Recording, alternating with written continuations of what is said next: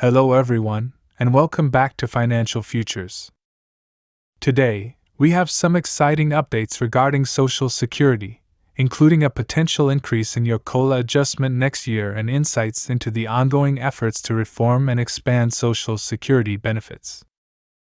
But first, I want to share with you a powerful initiative I've been working on. I create personalized cards for every member of Congress, both House and Senate, detailing the number of Social Security recipients in their district and the breakdown of benefits they receive. This includes pension, spousal, dependent, and disability contributions. Representative John Larson has been a staunch advocate for Social Security, pushing for increases in benefits and equality for all recipients. His dedication is unmatched, and I want to applaud his efforts in this area. Now, let's dive into the latest news about your Social Security benefits. Recent estimates suggest that the COLA adjustment for 2025 could be larger than expected, possibly around 3%. This increase is driven by rising inflation, which has been a concern for many Americans. The Senior Citizens League, a nonpartisan group focusing on older Americans, highlighted this potential increase based on recent inflation data. If this estimate holds true, it would be a significant rise from the 3.2% COLA adjustment in 2024. It's important to note that the final COLA adjustment is based on the Consumer Price Index for urban wage earners and clerical workers, CPIW, from July, August, and September. While the current estimate is 3%, there could be changes based on legislative decisions or shifts in economic conditions. Speaking of legislative efforts, Representative John Larson has been a leading voice in advocating for Social Security reform. He emphasizes that Social Security is not an entitlement but an earned benefit. He has been pushing for the Social Security 2100 Act, which aims to enhance and expand Social Security benefits for all recipients. It's crucial to have lawmakers like Representative Larson fighting for the rights of Social Security beneficiaries. Here is the video of Representative John Larson. I can hear how passionate you are, Congressman, and you said this now. You've also said this on the House floor over a year ago, that Social Security is not an entitlement, it's an earned benefit. So what do you think's missing then from the national dialogue when it comes to Social Security? Because you said that's a story that hasn't been told yet when it comes to the age. So what's missing here? I think what's missing here is the willingness to vote. And currently the situation, whether the House or the Senate, but I'm more familiar with the House, is that they won't even bring it up in the committee for a vote. And so I don't understand the fear, because many Republicans have said to me privately and candidly that they would vote for this bill, etc. But their leadership and their contributors have a problem with it. And this is another thing I don't understand. For every business that pays part of the Social Security, meaning the employer pays part and the employee pays part, but the employer gets a tax write-off for that part. So it's not costing the employer anything. And what it's doing is help shrink, as you pointed out earlier, the vast wealth gap that exists. Imagine 5 million Americans, most of them, by the way, Brittany, women, get below poverty level checks from the government, having worked and paid into the system. Why? Because they were the care providers, because they were home with their children or a sick person in their family. And while they were working, as you also know, they were making far less than their male counterparts. Now, fast forward to today, 10,000 baby boomers a day become eligible for Social Security.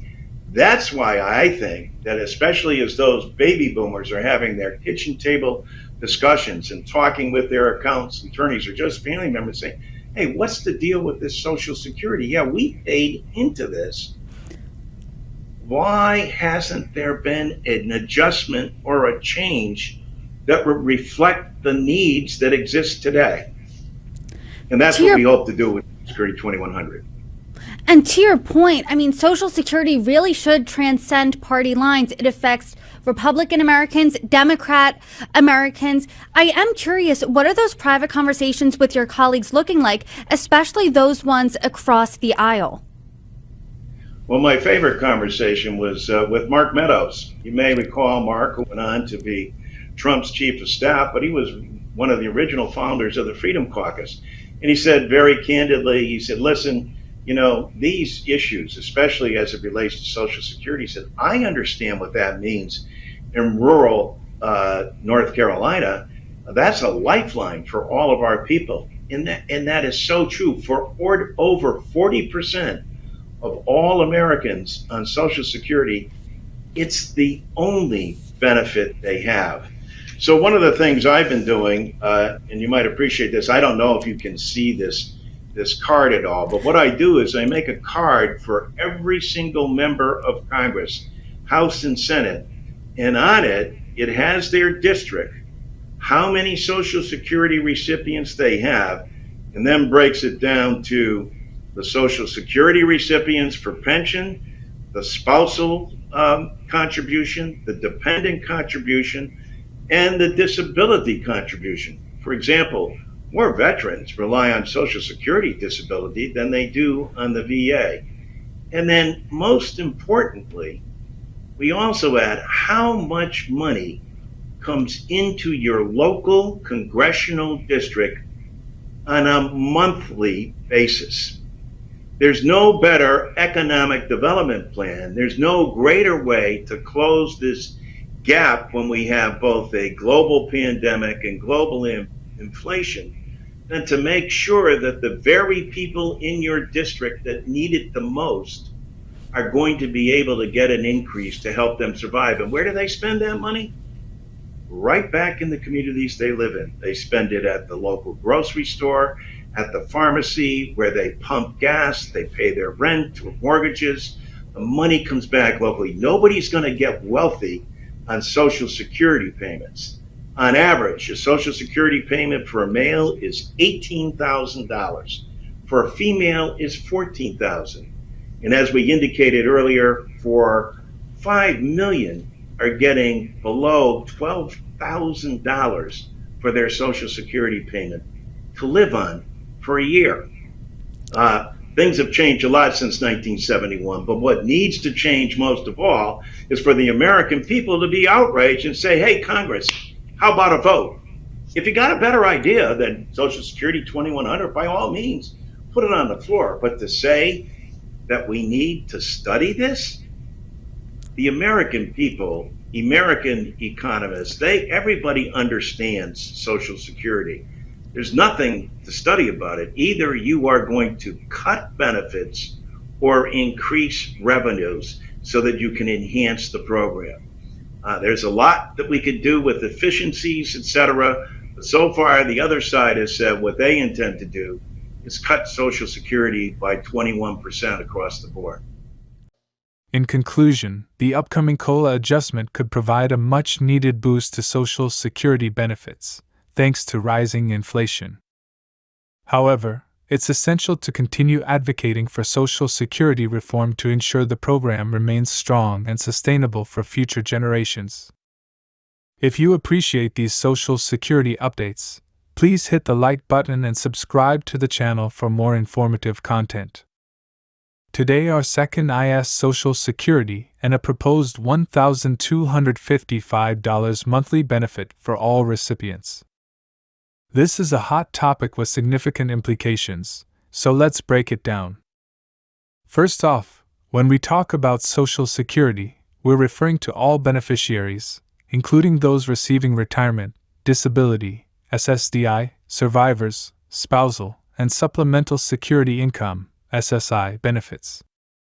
Recent updates have seen the proposed $1,255 benefit increase from previous levels. However, the overcharging concern remains Social Security's solvency.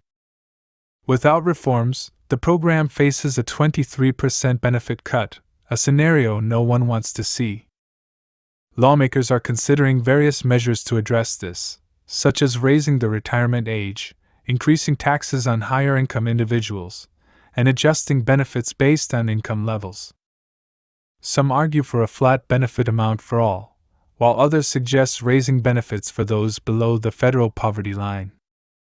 In 2023, the federal poverty line rose by 5.51%, and in 2024, it increased by 3.29%, reaching $15,600 annually.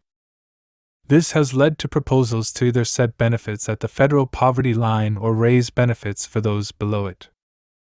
I believe that ensuring no beneficiary receives less than the federal poverty line is a solid approach. It eliminates the troubling scenario of millions of seniors and disabled individuals living below the poverty line due to Social Security benefits. This video serves as a reminder that change is coming to Social Security. While the specifics are uncertain, staying informed is crucial. Let's work towards a fair and sustainable system for all beneficiaries. If you found this video informative, please subscribe and share it with your friends. Your support helps me continue creating content like this. Check out our other videos in the library and leave your thoughts in the comments below. Until next time, take care and stay tuned for more updates.